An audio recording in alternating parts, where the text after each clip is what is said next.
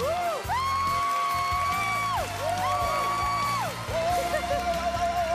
chào đón quý vị và các bạn đến với chương trình Bạn Có Thực Tài. Chương trình do Đài Truyền hình Thành phố Hồ Chí Minh phối hợp cùng với công ty MCV thực hiện.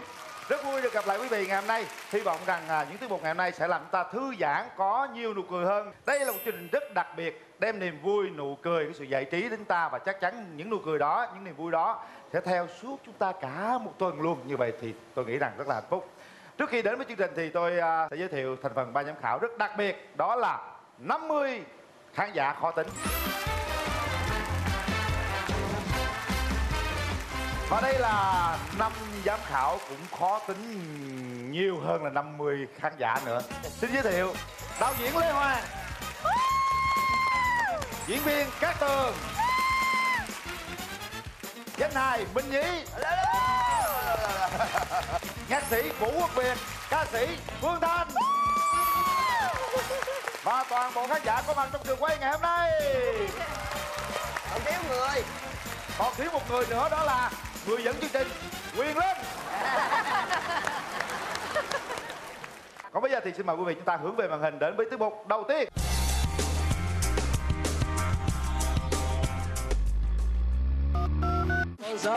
Sao say giấc mơ nhà cao sớm hơn giờ đây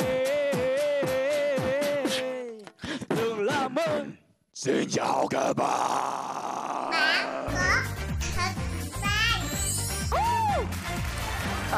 Tôi nghe nói là các bạn có người sáng tác nhạc rock đúng không? Dạ em. Em sáng tác nhạc rock. Hôm nay có biểu diễn rock không? Dạ hôm nay thì tụi em sẽ chơi dân ca đương đại. Sẵn sàng chưa? Yeah. Yeah. Are you ready? 2 phút. Yeah. Yeah. Yeah.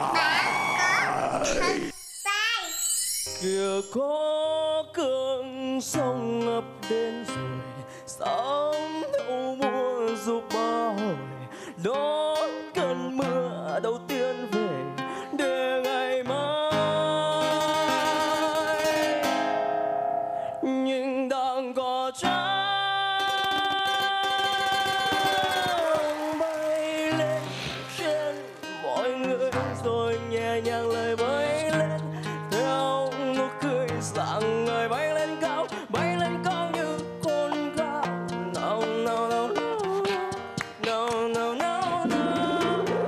Quay quay xa về gần rồi vội vàng lại quay thêm một lần. Cuộc đời như lần không ngại ngần. Na na na na na ta về trong mơ về trong mơ.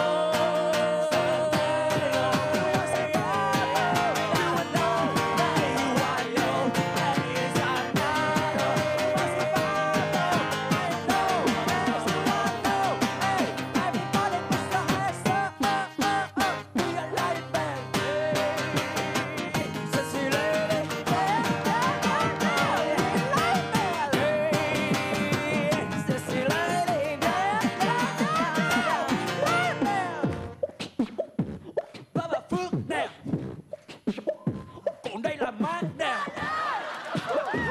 đây là Táo nè.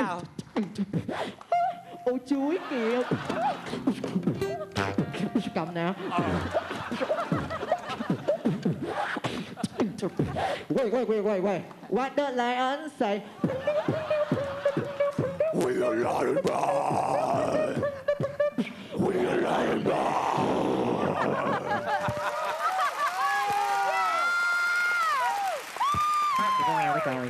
Tôi thấy cái phong cách này á, nó rất là hợp với một cái người mà cũng crazy man lắm.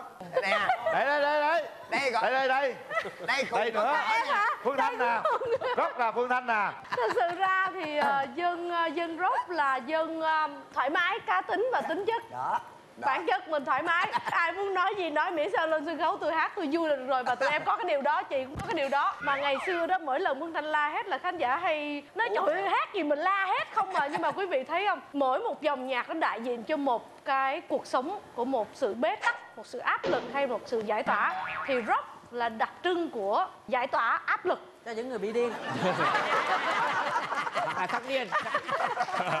Bây giờ nè, để em coi nè, mấy em coi nè, Phương Thanh như thế nào nè. Rock nha, trống vắng em nha. la lại câu nãy đi, em la lại câu cao nhất. We're alive, baby.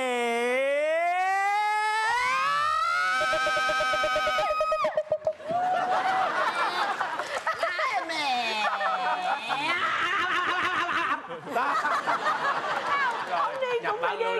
Điên quá, vui rồi, cũng nhập phải rồi. điên. Nhập luôn rồi. Nói chung ngày hôm nay Anh bị các bạn đã nhập đem một chưa? không khí rất là tốt, rất là tuyệt vời. Thậm chí không khí đó hiện nay nó đang lan tỏa ở khắp các giám khảo của Tới chúng đây ta. rồi còn không biết bên kia sẽ như thế nào. Rồi xin mời phần nhận xét từ ban giám khảo chuyên môn.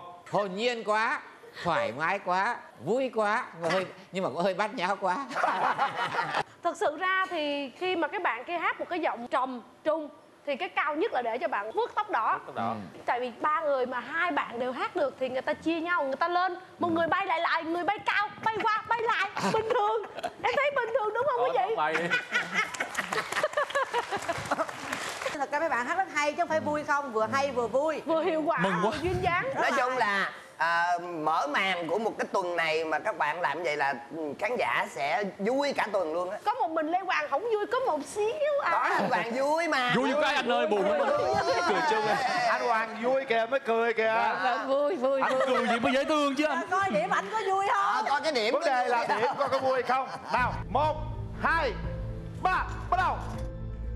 Wow. Cát Tường 9,5, Minh Nhí 9,5, Phương Thanh 10, Vũ Quyền 8,5 và Lê Hoàng. Có cái tiếng guitar dở rồi mà trừ của người ta điểm rưỡi. Tổng số điểm dành cho nhóm nhạc Lê Ông là 45,5. Chúc mừng các bạn. Thưa quý vị, chúng ta vừa đến với tiết mục đầu tiên. Tôi nghĩ rằng đó là cái món quà đem rất nhiều niềm vui cho quý vị, rất là dễ thương, rất là sôi động. Và bây giờ chúng ta sẽ đến với tiết mục thứ hai để xem nó có hấp dẫn và sôi động như tiết mục đầu không nhé. Mời quý vị. Mình tên là Nguyễn Trần Được. Năm nay mình 23 tuổi. Mình thích nghề làm bánh. Mình yêu thích bánh là tại vì bánh nó cũng là một môn nghệ thuật làm cho mình sáng tạo hơn và mình yêu thích nó hơn. Bạn có thật sai.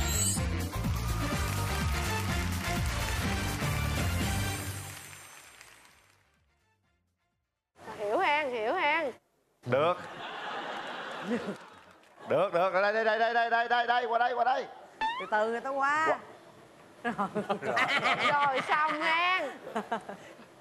Mai làm bánh hay là... Trời ơi, có 2 phút à. Chắc hồi chấm điểm thiền quá. Dạ, sư phụ. Sư phụ chỉ có 2 phút thôi. Thì người ta đang thi đó. Ngồi hoài là rớt, ráng chịu nha. Người ta 2 đang phút, thi. bắt đầu. Bạn có thật sai.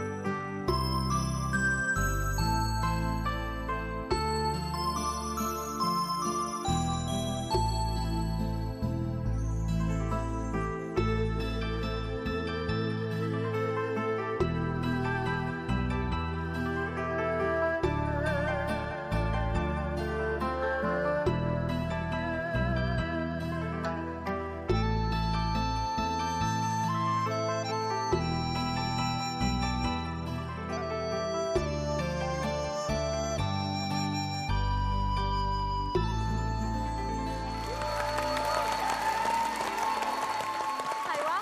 Hay. Ngồi vậy nó mới hợp. Dạ, Rồi. thôi giờ mình nói Dạ, chuyện đi ha. Hết thiền chưa? Rồi, đứng cho nó vậy. Bạn học lâu chưa? Em học múa đương đại này được 2 năm, nhưng mà nghề chính của em là chỉ là thích làm bánh thôi. Còn nghề múa này là nghề đam mê của em. Tức là làm bánh là chính, múa là phụ thôi. Dạ. Bạn có nghĩ là bạn múa hay quá như vậy ta mời đi múa không mà bỏ làm bánh không? Thì em có thể kết hợp hai cái luôn. Thường bạn làm bánh gì? Dạ, em thường là làm mấy bánh Âu, bánh Á chứ hoặc là bánh kem. Có làm bánh đúc, bánh da lợn, bánh bò chưa? Dạ có luôn. Có luôn. Dạ cái đó là nghề gia truyền của gia đình em. Hay quá, tôi nghĩ rằng ở một ngày nào đó chúng ta sẽ phát triển được cái thương hiệu nè, bánh bò, bánh da lợn nè, xuất khẩu được bánh bò, bánh da lợn, Bánh tét kem. bánh tráng, rồi bánh rổ tai heo rồi qua châu Âu mới hay. Dạ. Làm không, bữa nào tôi và cùng Hùng làm. Ok. Ok. Chúng ta sẽ nghe lời nhận xét từ ban giám khảo chuyên môn. Cái bài múa này có ai biên đạo cho bạn? Dạ cái bài này là em tự biên đạo. Em được tham gia trong chùa một cái lớp thiền á. Trong lớp thiền đó là cái tâm của chúng ta cứ đi lung tung vậy đó. Nên em thể hiện cái bài thiền của em là khúc đầu thì mình tâm mình đi tùm lum tùm la vậy đó. Rồi mình không có tịnh được. Đến khúc hồi mà khoảng chừng 5-6 phút sau á, thì bắt đầu mình mới kéo tâm mình về được. Bạn múa rất là hay. Vì là tất cả những cái điều mà múa cần thiết, thứ nhất là sự bay bổng này, thứ hai là sự uyển chuyển này, mềm mại này, và những cái động tác gọi là nó liên tục rất là hay. Chỉ có đôi chỗ tôi nghĩ rằng giáp mà nó có thêm một chút mạnh mẽ thì tốt. Nhưng thôi cái đây là cái bài thiền thì có thể là yêu cầu cũng đặt ra. Nhưng mà nói chung là nếu bạn tự học là như vậy là cực kỳ giỏi. Cái thần sắc là tốt. Tôi lại thích cái khác của bạn là tôi thích cái sự tập trung của bạn. Có nghĩa là anh Quyền Linh có phá bạn cỡ nào, có làm cái gì đi nữa thì bạn vẫn tập trung bạn thiền. Cái đó là cái rất hay. Bạn múa cái bài vừa rồi á, là cái khuôn mặt bạn rất là hay, là bạn tĩnh lặng á, và nó rất là thinh. Nhưng mà khi bạn giao lưu á, bạn nói chuyện á, bạn cười, bạn cũng rất là tươi. Bởi vì thế Việt nghĩ rằng á, bạn cũng đa màu sắc khi mà bạn múa nhiều cái thể loại khác nhau. Nhưng cái bạn làm cho tôi phục nhất là bạn học trường bánh mà tốt nghiệp khoa múa. Trong cái bài múa của em á, có một cái thông điệp rất là hay là khi mà em thiền thì linh hồn ta thanh thoát, thân xác nó sẽ bình yên. Đây là một cái bài múa mà lần đầu tiên chị có cảm xúc, vì em múa rất là cảm xúc, rất hay, rất uyển chuyển, âm nhạc cũng như hình ảnh cộng với cái cảm xúc trong em thực sự là tuyệt vời. Em cảm ơn chị. Chúc mừng bạn ha.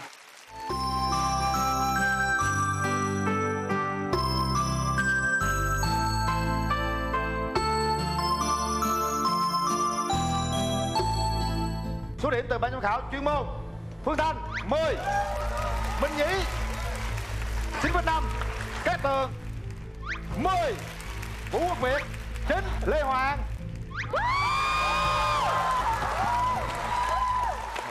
Trời ơi, Lê Hoàng ơi, em yêu Lê Hoàng quá. Một 10 trong rồi. Em cảm ơn ban giám khảo rất nhiều ạ. Phải nói là tôi nghĩ rằng á, bắt đầu từ ngay bây giờ, từ ngay buổi phát hình chương trình này thì khán giả thấy một Lê Hoàng mới, một Lê Hoàng tịnh tâm hơn. Đúng rồi. Em đã làm cho mọi người yêu Lê Hoàng hơn từ con 10. Em đã làm cho tâm của anh Hoàng Hai đời. Tổng số điểm dành cho Nguyễn Trần Được là 48,5. Chúc mừng bạn.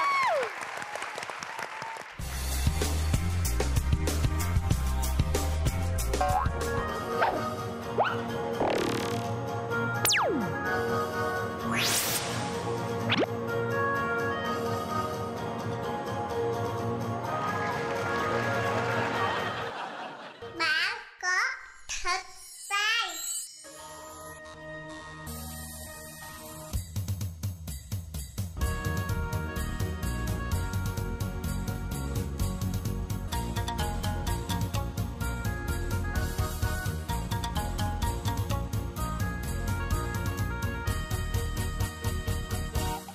Mùa xuân lên vùng cao, núi rừng xanh đang vang mênh mang, ngàn hoa rực rỡ. Mùa xuân lên vùng cao, như là có khói tiên giữa rừng hoa đào thắm. Em như ngàn đóa hoa cho lòng anh tắm say. Anh như là dòng sông mang phù sa chảy mãi. Em là dòng sơi mát cho rừng thắm ngàn xanh. Anh là giọt sương mai. Em là nhành bán trắng, em mang mùa xuân đến cho sắc hương bàn mường.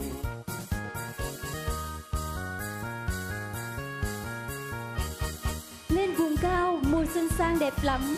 Ngắm hoa đào hoa ban nở, đi hội xuân xem chàng trai mong múa điều khen ngả nghiêng trời đất. Lên vùng cao phiên chợ đông vui quá, em gái mong đôi má ửng hồng vui mùa xuân xuống chợ. Lúng liếng đôi mắt em trao tình, cho anh say sắc hương mùa xuân vùng cao. Lên vùng cao ta cùng xuống chợ, bó ngựa của vang rừng núi. Lên vùng cao vui trong tiếng kèn, choang choang men diếu tình nồng say. Lên vùng cao anh và em ta cùng xây quê hương bản mường, cho lời ca vang ngàn xa, cho mùa xuân núi rừng xa. Lên vùng cao phiên chợ xuân, ôi đẹp sao sắc hương bản mường, cho tình ta cho ngàn hoa, cho vùng cao núi rừng hoa trong ngàn năm mùa xuân.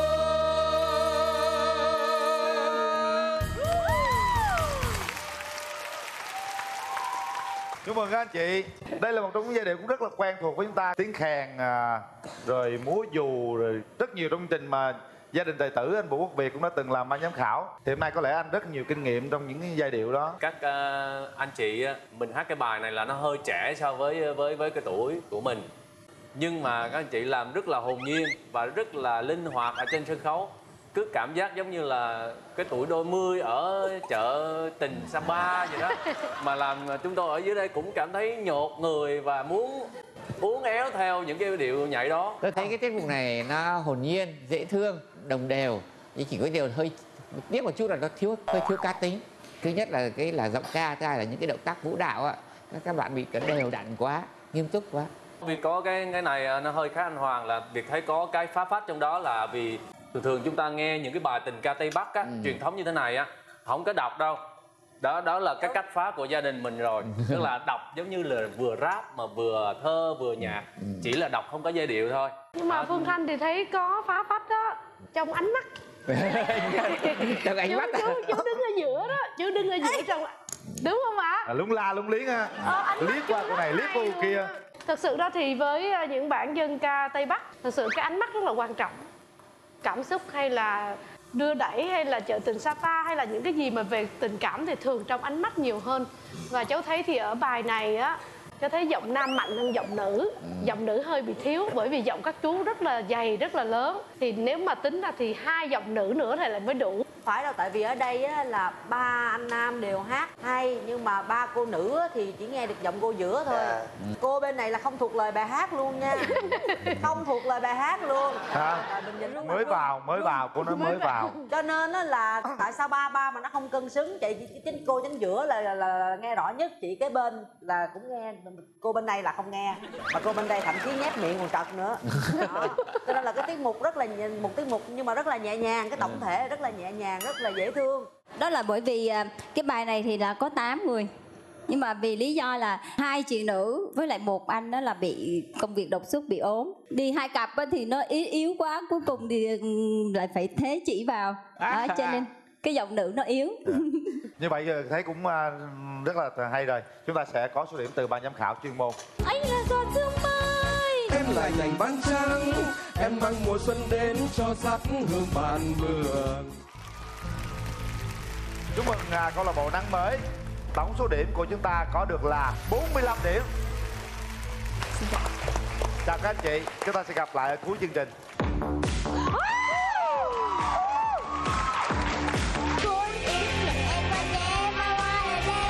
Cột đầu tiên 1, 11, 5, 4 ra 21, 1, 8, 10, 12, 2 ra 21.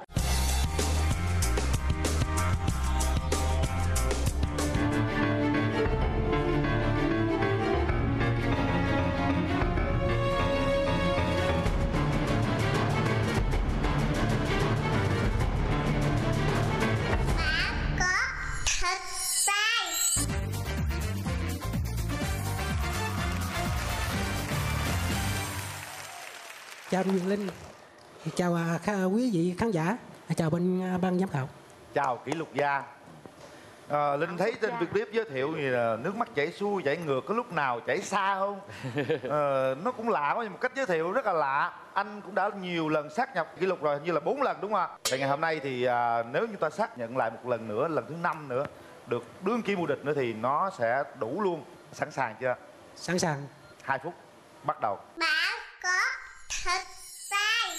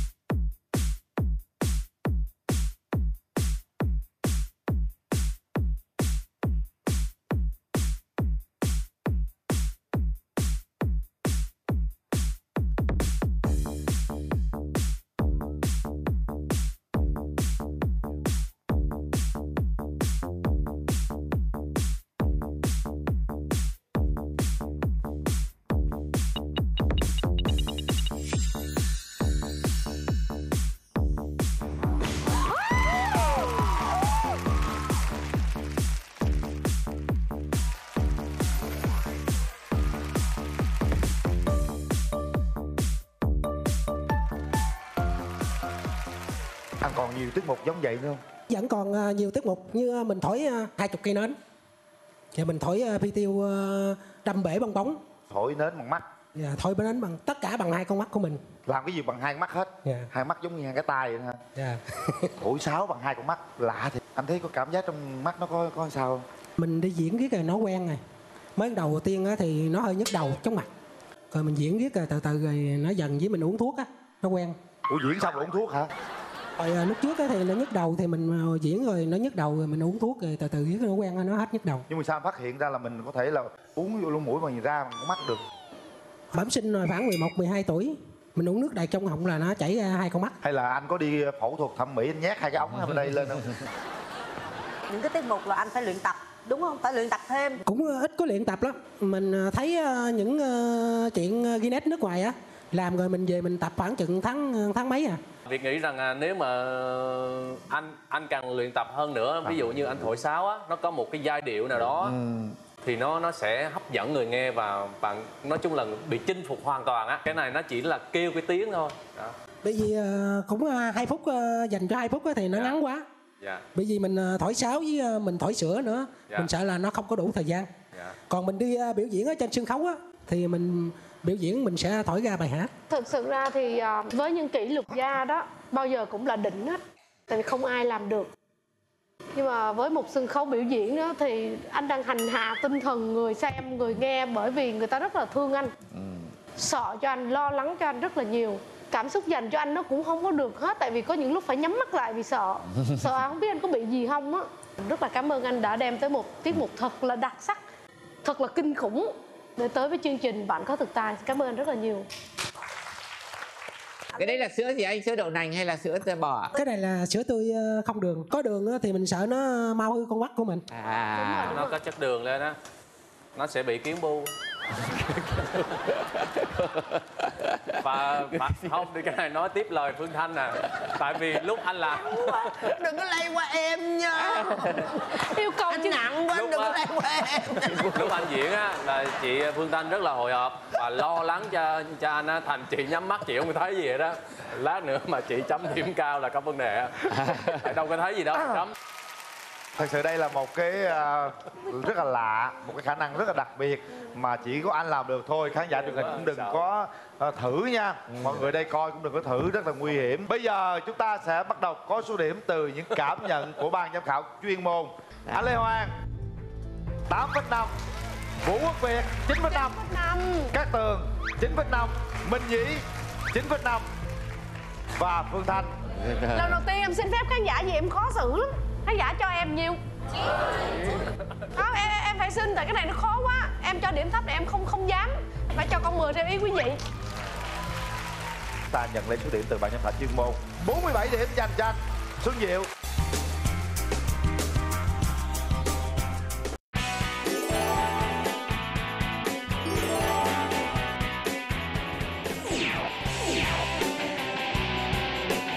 Hãy chờ đón tiết mục của chúng con. Bạn có thật sai. Bạn có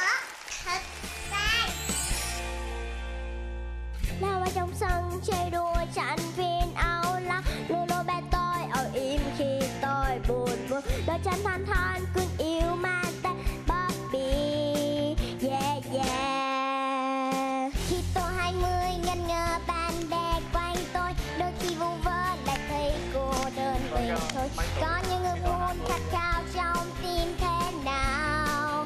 Wow. Giờ sẽ thấy nụ cười vào trong ánh mắt và đường xa trong tim niềm tình ước mơ. Mặc quần áo thật đẹp nào ta xuân phố để chào đón những gì tuyệt vời nhất. Hello, chào một ngày mới với bao điều ước mơ. Hello, chào một tương lai với bao khát khao. Bobby, nào nhảy chân lên vô ca cùng đón nắng mai. Cũng yêu ngày em ngoan nhẹ mà ngoài là đêm đây. Cũng yêu đừng đi xa xa biết đi gấp mà kịp. Cũng yêu người ta bên tôi luôn luôn chỉ có tôi thôi. Bước trong thế giới muôn màu.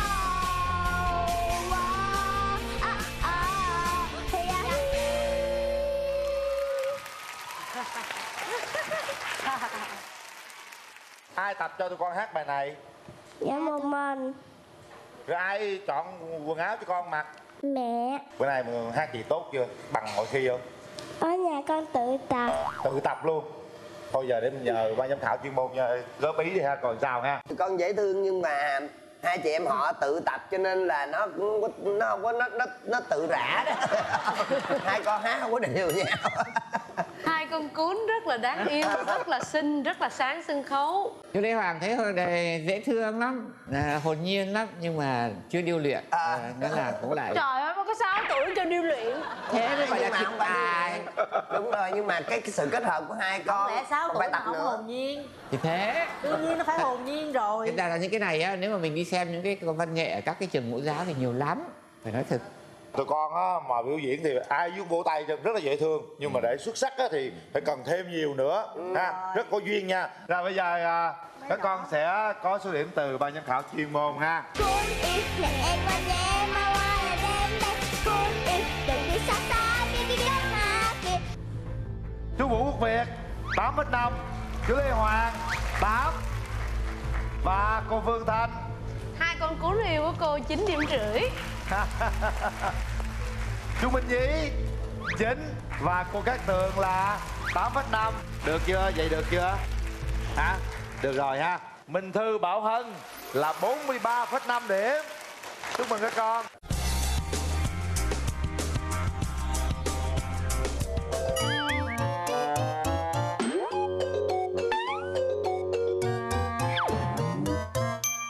Mình là Vũ Ngọc Sơn, năm nay mình 22 tuổi.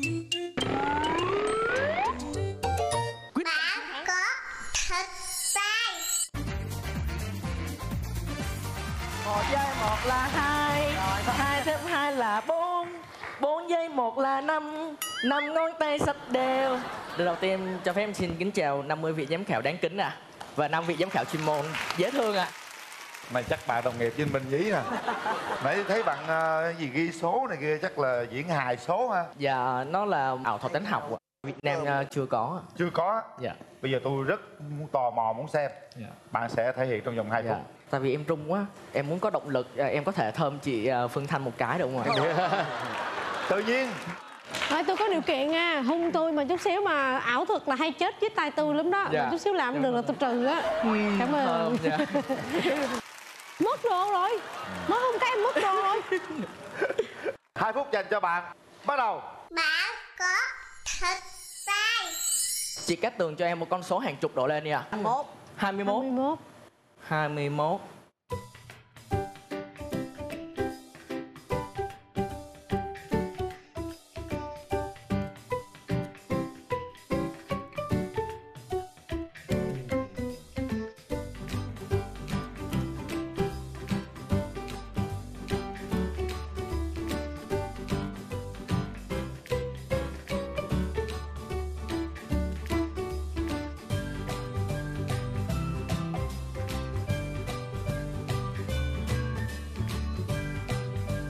Hàng đầu tiên 1 cộng 1 cộng 12 cộng 7 ra 21.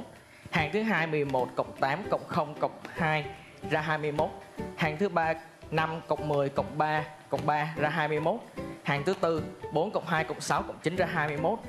Cột đầu tiên 1, 11, 5, 4 ra 21. Cột thứ hai 1, 8, 10, 12, 2 ra 21. 12 cộng 0 cộng 3 cộng 6 ra 21. 7 cộng 2 cộng 9 cộng 3 ra 21. Số đầu chúng ta lấy 4 ô ở 4 góc cộng ra 21. Còn nữa nè. 2 ô này cộng ra 21. 2 ô bên đây cộng 2 ô bên đây ra 21. 4 ô trong góc cộng ra 21. Hàng chéo chính và hàng chéo phụ này 1 cộng 11 cộng 6 cộng 3 ra 21. Hàng chéo chính bên đây và hàng chéo chính đây cộng ra 21. Còn nữa nè, nhức đầu quá. Hai cái này cộng hai cái này ra 21.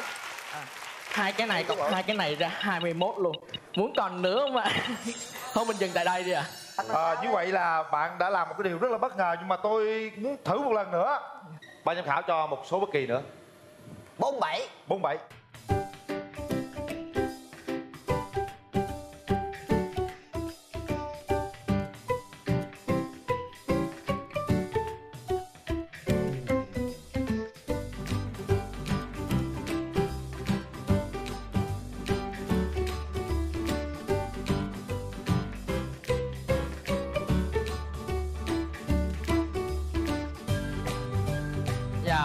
Bây giờ chúng ta có 4 cộng 5 cộng 11 20 20 cộng 27 47 28 cộng 10 38 38 này là 46 cộng 1 47 6 cộng 3 là 9 9 với 12 là 21 21 26 47 9 với 29 là 38 38 với 2 là 40 cộng 7 47.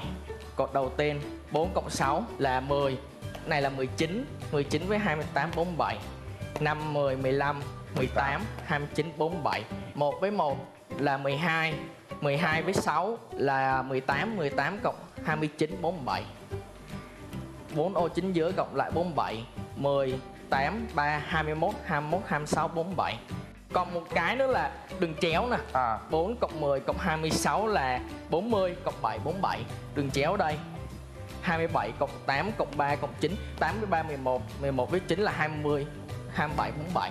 Tóm lại là cộng thế nào cũng 27, 47. Rất là lạ, tôi thấy đây là một cái phong cách tính toán vui, lạ, rất là khoa học. Chúng ta có cảm nhận được điều gì không ạ? Mình không nghĩ ra được cái bí quyết gì. Cái này có phải là giỏi toán lắm không em? Ngày xưa em rất là học ngu toán. Em đội sổ không à. Do em có duyên may mắn. Cái này là do người Ai Cập và Ả Rập người ta sáng chế ra. Và vô tình có một lần em coi ở bên nước ngoài biểu diễn. Và cuối cùng em học theo và cuối cùng em làm được. Wow. Có dễ học không bạn? Dạ cái này em học là đúng 30 phút. Nhưng mà cái này nó phải có cái nguyên lý của nó đúng không? Dạ đúng rồi ạ. Nguyên lý công thức của nó. Chúng ta sẽ chờ xem nguyên lý đó là gì nữa. Còn bây giờ thì có lẽ rằng ban giám khảo sẽ đưa ra số điểm. Tổng cộng số điểm của bạn có được là 47,5. Hơn ở đây 0,5.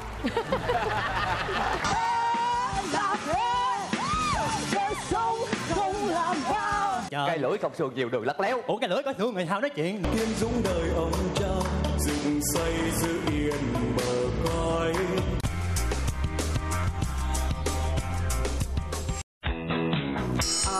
White Noise hiện tại bây giờ thì là có 4 thành viên, một vocal và chơi guitar, đó là Huy thì là chơi guitar, chơi bass. Thành viên đặc biệt nữa là Burak là from Thổ Nhĩ Kỳ.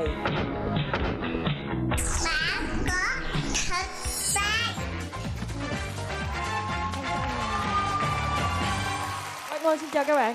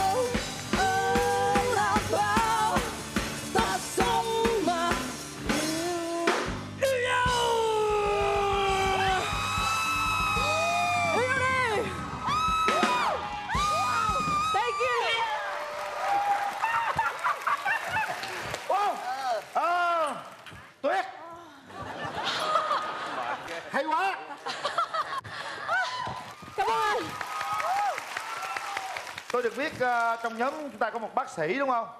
Là cổ đó. Em bác sĩ lại càng không tin. Không ai nghĩ là bác sĩ gì cưng?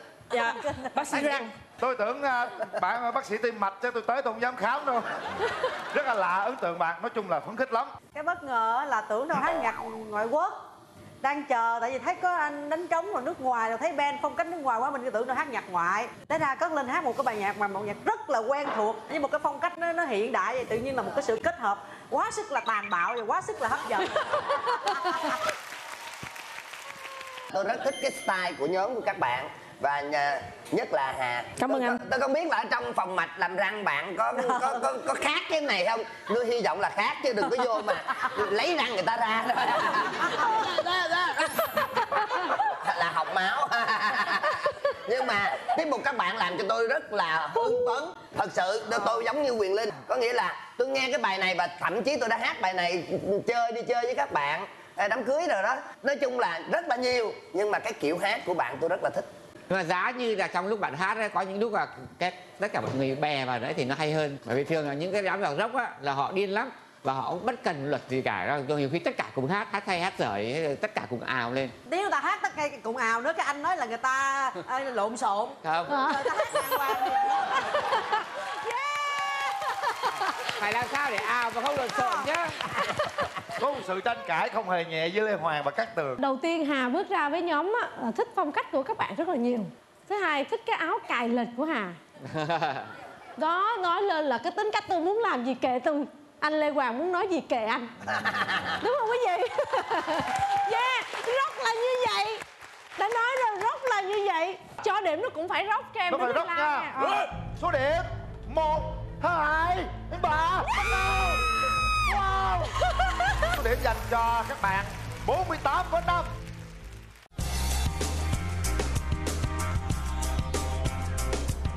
Chào tất cả các bạn, nhóm của chúng tôi là Y Nhu Quỳnh Phương.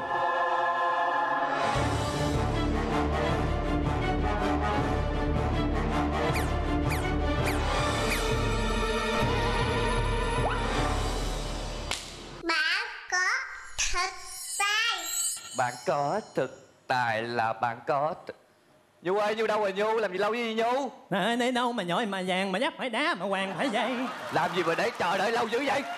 Chờ đợi là hạnh phúc mà trời thì cái hối hoài không lẽ giờ thắt cổ chết với bạn luôn á. Ngon thắt cổ đi. Ê, cầm giùm cục này cái nè. Ngon thắt cổ chết thử coi.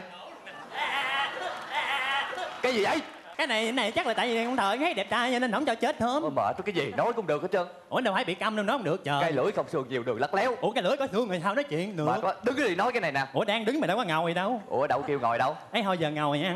Mệt quá, kêu chuẩn bị tiết mục thi tài năng đó chuẩn bị chưa? Rồi chuẩn bị hết trơn rồi. Rồi làm gì? Hả bây giờ thổi tháo được không? Thổi tháo rồi thổi đi. Đâu có đem cây tháo đâu mà thổi. Tao có. Rồi mày giống Doraemon quá, cái gì cũng có hết trơn. Mày thổi bài gì tao giới thiệu nhanh lên. Bây giờ có ca sĩ Phương Thanh này thổi bài trống vắng này được không? Rồi trống vắng không? Rồi. Kính thưa quý vị, và sau đây là mày thổi sáo mày nút cái sáo gì vậy? Rồi cái sáo lạ người ta phải thử mới hỏi được chứ trời. Mệt rồi quá. Kính thưa quý vị, và sau đây là tiết mục đọc tấu sáo trống vắng.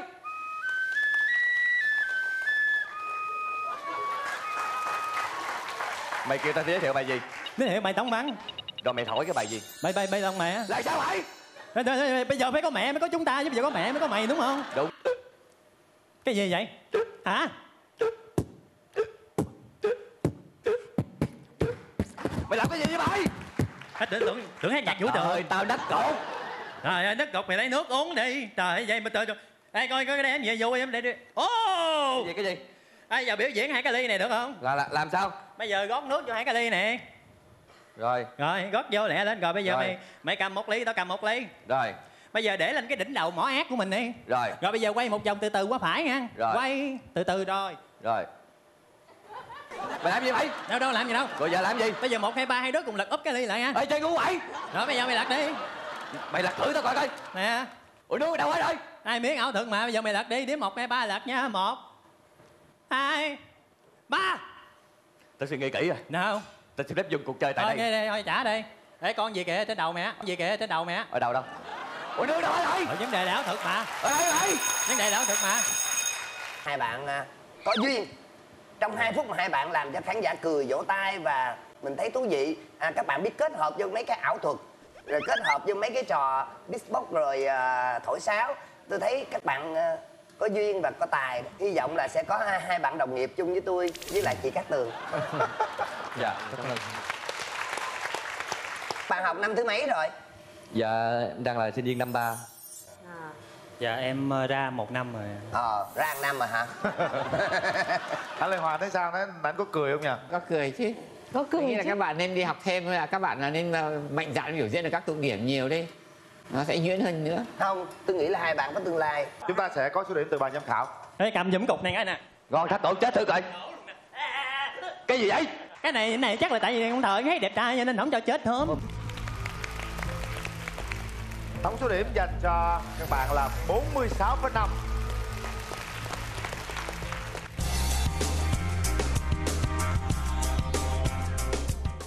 Pháp ngàn năm núi cao sông Rất thành công trong một cái chương trình rất hiện đại. Nó gợi lên quê hương đất nước rất là tuyệt. Thư pháp thư tâm nét công nét thẳng phát hòa người. Bạn có thật sai.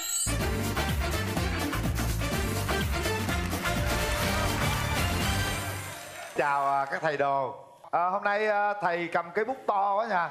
Dạ, lần này thì nhóm trở lại là muốn vừa rồi thì được cái sự ủng hộ cũng rất là nhiều quý vị khán giả, đó là chúng ta được tới 86%, và cộng đó là được ủng hộ của ban giám khảo chuyên môn, thì nhóm cũng có thêm một cái động lực là qua đó thì nhóm muốn giới thiệu cái công phu trong thư pháp. Thư pháp. Lần này nhóm muốn thử sức lần đầu tiên dùng cây cọ dài 2m16, và cây cọ này rất là nặng thì nhóm chỉ mới đặt thôi, là tự lên thiết kế và nhờ người ta làm, và lần đầu tiên cũng biểu diễn luôn. Chúng ta chờ xem. 2 phút bắt đầu. Bạn có thật sai.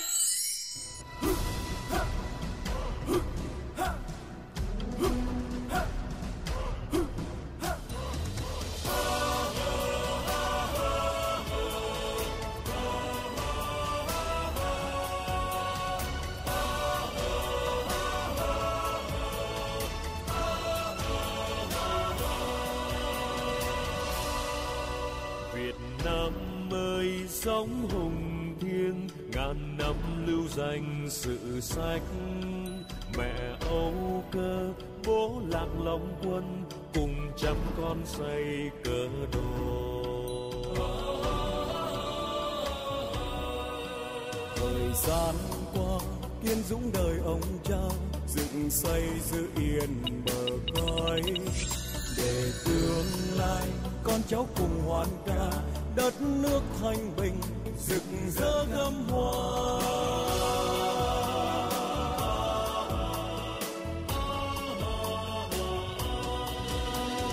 Tình ly chân lê ơi, nguyện xin khắc ghi đời đời.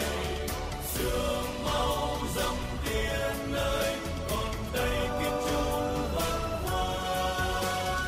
Như sông biển đông kia, ngàn năm mãi luôn lưu truyền.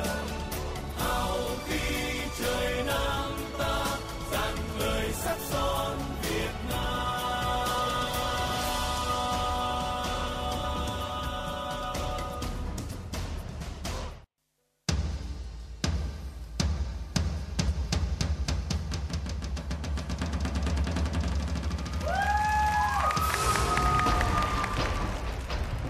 Thầy có thể nói sơ về cái nội dung. Chủ đề của nhóm đó là tâm tài đức, là 3 cái chữ mà không thể thiếu trong nền giáo dục cái văn hóa cổ truyền của Việt Nam. Qua đây thì muốn giới thiệu là tâm phải rộng để dung nạp hiền tài, tài phải cao để giữ gìn bờ cõi, đức phải dày để cảm phục muôn dân. Thứ nhất á, về mặt tạo hình rất là đẹp. Lần trước các bạn cũng làm nó đẹp rồi, lần này làm đẹp hơn. Thứ hai là cái âm nhạc chọn quá hay luôn. Thật ra ai người ta nghĩ thư pháp người ta chỉ nghĩ đến cái chữ thôi, chứ ai mà nghĩ nổi cái cách viết mà nó là thành như tiết mục nổi. Tiết mục này về mặt gọi là ý nghĩa đó vô cùng cao.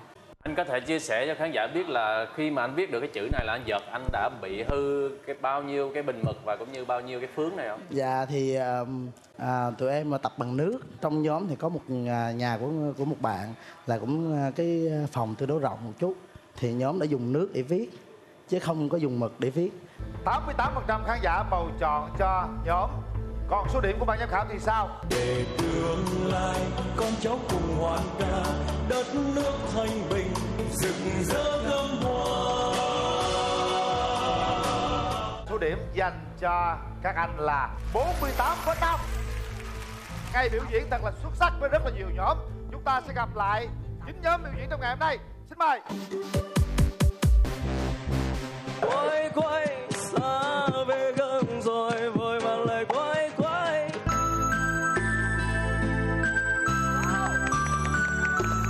Lên vùng cao ta cùng dối chờ bóng ngựa của vang rừng núi.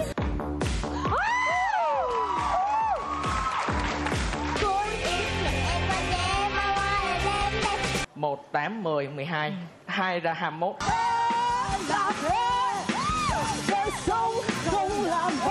Cây lưỡi không sườn nhiều đường lắc léo. Ủa cái lưỡi có sườn người sao nói chuyện. Kiên dũng đời ông cha dựng xây giữ yên bờ cõi. Có lẽ rằng chúng ta trải qua một ngày thật là phấn khích với rất nhiều tiết mục hay, thưa quý vị. Một ngày tranh tài quyết liệt giữa các đội và tôi thấy rằng hôm nay toàn là đội mạnh không. Chúng ta sẽ nhìn lại số điểm. Nhóm nhạc Leon 45,5, Nguyễn Trần Được 48,5, câu lạc bộ Nắng Mới 45, kỷ lục gia Xuân Diệu 47, bé Minh Thư Bảo Hân 43,5, Vũ Ngọc Sơn ảo thuật 47,5, nhóm White Noise 48,5, Y Nhu Quỳnh Phương là 46,5, nhóm Thư Trúc 48,5. Đúng như tôi đã nói, hôm nay rất là nhiều anh tài. Và chúng ta nhìn lại 48,5 gồm có 3 tiết mục. Đó là nhóm White Noise và Thư Pháp, Nguyễn Trần Được. Có lẽ rằng quý vị sẽ hỏi vậy thì ai sẽ là chủ của tuần này? 50 khán giả giám khảo sẽ đưa ra quyết định để xem đội nào sẽ là đội chiến thắng tuần này. Đầu tiên sẽ là phần cho điểm cho Nguyễn Trần Được. Bắt đầu. Nguyễn Trần Được.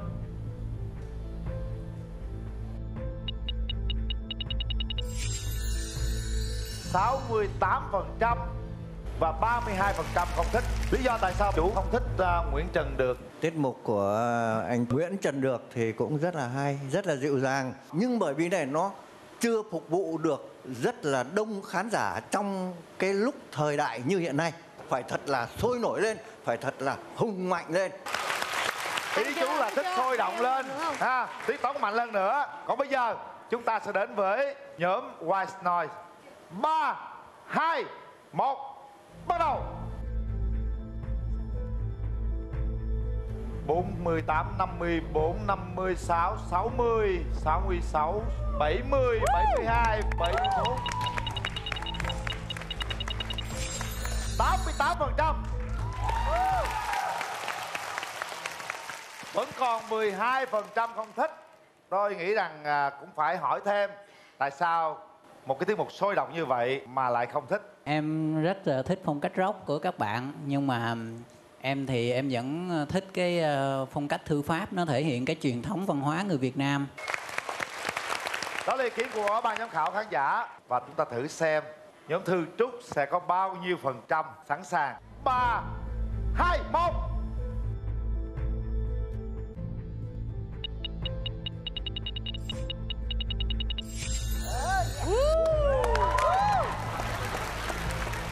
Thưa quý vị, như vậy là nhóm Thư Trúc đã có kết quả 74% khán giả yêu thích.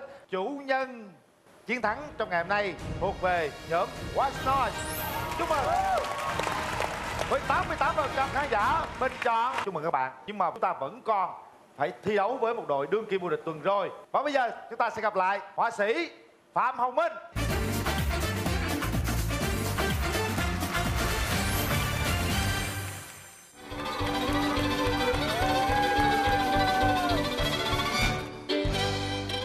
Đương kim vô địch Phạm Hồng Minh vẫn là vô địch. Xin chào bạn.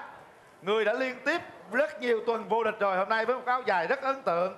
Bây giờ thì theo quy định Phạm Hồng Minh sẽ là người biểu diễn trước, sau đó đến nhóm White Noise. Bà có thật sai.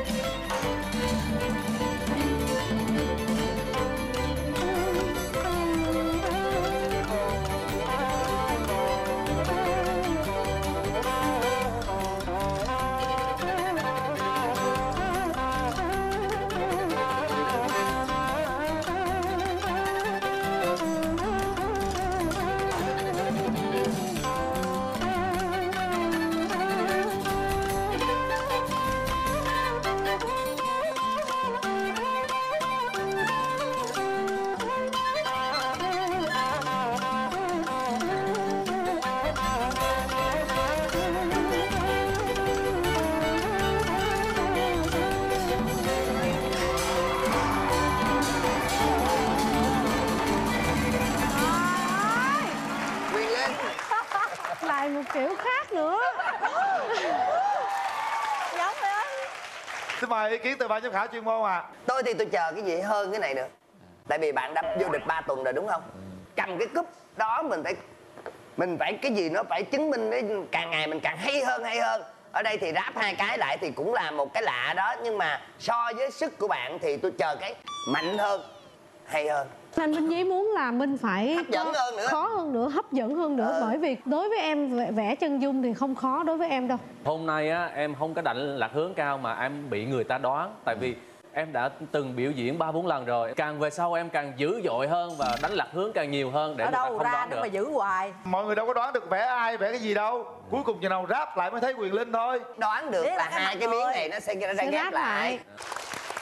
Cảm ơn phần nhận xét từ ban giám khảo. Còn bây giờ chúng ta sẽ đến với tiết mục đối thủ nặng ký của Phạm Hồng Minh. White Noise.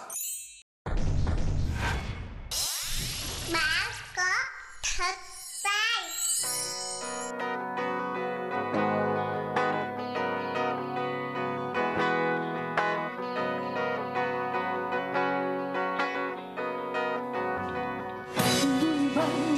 Trên con đường dài, con phố đưa lối đêm tối, đêm khung trời yên bình, chỉ mơ nhạt đi.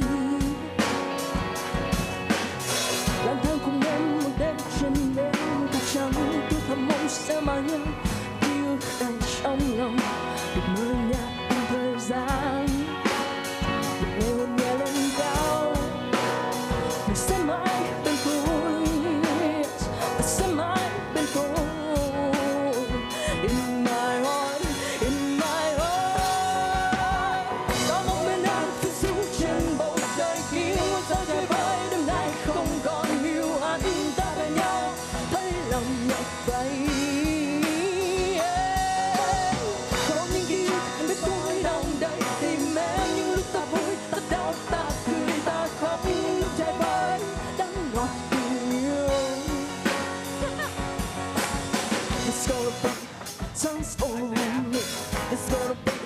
Transform. It's gonna be transform. Yeah, temptation. Có một bên em thường xuyên qua xa mà gắng trái bởi đêm nay không đi qua ngày mưa gió. Thấy những đôi tay gom tâm hồn để tôi đong đầy từng ta trôi đêm nay thật xa đau người ta say trong lúc này đây mà tình em.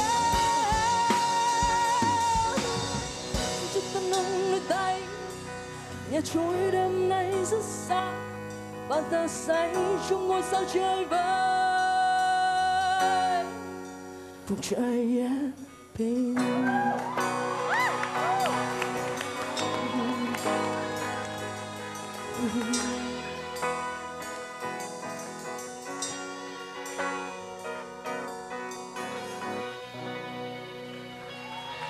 Vẫn là máu lửa như vậy, đầy đặn cảm xúc. Với Phương Thanh thì vẫn giữ nguyên ý định, rất là thích các bạn rất là tuyệt vời. Nhưng mà vẫn một câu giống nhắc hồi nãy Hà là rõ nữa. Hồi xưa em hát rõ để tôi nhớ lời chứ. Đưa em qua sa mạc nắng cháy. Mà nhạc rock là cũng rất là ồn về âm thanh, rồi nhạc nó phải ồn lắm nó mới đã. Thì cái chuyện mà không rõ lời nó cũng là cái chuyện bình thường quý vị. Em hát 20 năm hơn cố, những lúc em cũng không có rõ lời lắm, nhưng mà khán giả cảm nhận được cái cảm xúc, cái khí thế, cái ý chí trong cái phong cách trình diễn, đúng không ạ? Nếu em nói đúng cho em tràng pháo tay. Chúc mừng các bạn đã hoàn thành xong phần biểu diễn của mình.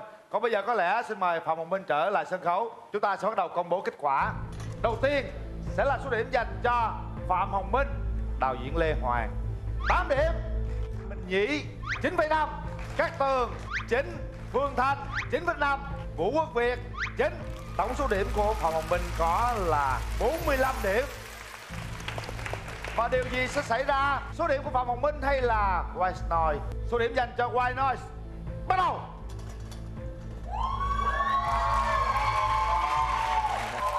Như vậy là White Noise được 48 điểm.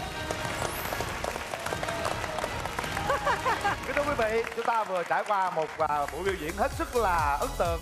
Còn bây giờ thì tôi nghĩ rằng ban giám khảo cũng sẽ có những cái món quà dành cho các đội tham gia Bạn Có Thực Tài. Xin mời ban giám khảo chuyên môn. Kính thưa quý vị và các bạn thân mến, chương trình Bạn Có Thực Tài được phát sóng vào lúc 21h30 thứ hai hàng tuần trên kênh HTV7 Đài Truyền Hình Thành phố Hồ Chí Minh. Chương trình được sự phối hợp của Đài Truyền Hình Thành phố Hồ Chí Minh cùng với công ty MCV. Còn bây giờ thì Quyền Linh xin chào tạm biệt và hẹn gặp lại. Chúc quý vị một tuần thật là nhiều niềm vui, thành công trong cuộc sống. Hẹn gặp lại. Chương trình do công ty MCV và Đài Truyền hình Thành phố Hồ Chí Minh hợp tác sản xuất.